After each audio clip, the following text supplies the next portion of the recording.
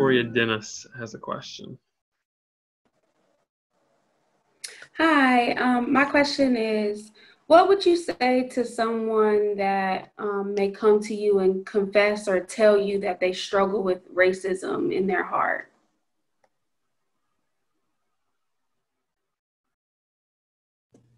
Can I answer that one?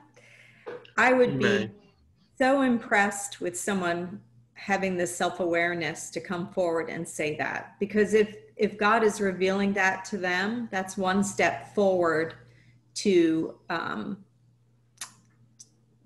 being, it's like any sin that's revealed to you. Your first step is to really understand that you are facing a certain sin, and your heart is telling you there's a problem and something needs to change. And I mean, I think Pastor Jan and other pastors have mentioned it too. I think we all have it in us. That's our sinfulness. So how do we move forward? And being part of something like this is probably where I would drive it. I'd say you need to read some stuff. You need to listen to other people. And hear other perspectives that are different from your own, and try to open your heart and mind to it. I would be so, I love as a pastor when people come to me and say they're suffering with a sin, because I'm like, yeah, who isn't, right? Who isn't? So let's talk about it.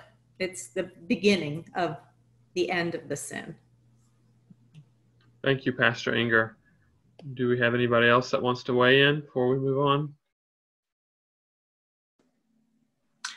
I do think that it's important to kind of echo what Pastor Inger and Pastor Jan said, to let them know that they're not alone, that it is in all of us in some way, shape, or form. I tell people all the time in reference to racism that I grew up in an incredibly mixed household, and yet I struggled with racism towards my Indian brothers and sisters, specifically.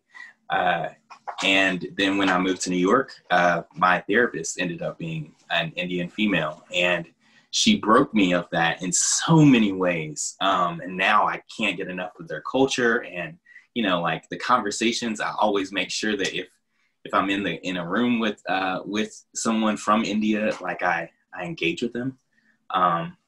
But it was a struggle of my own. And I think that it's important for people to realize that, you know, even as leaders in churches and in Christianity, that we struggle with that as well.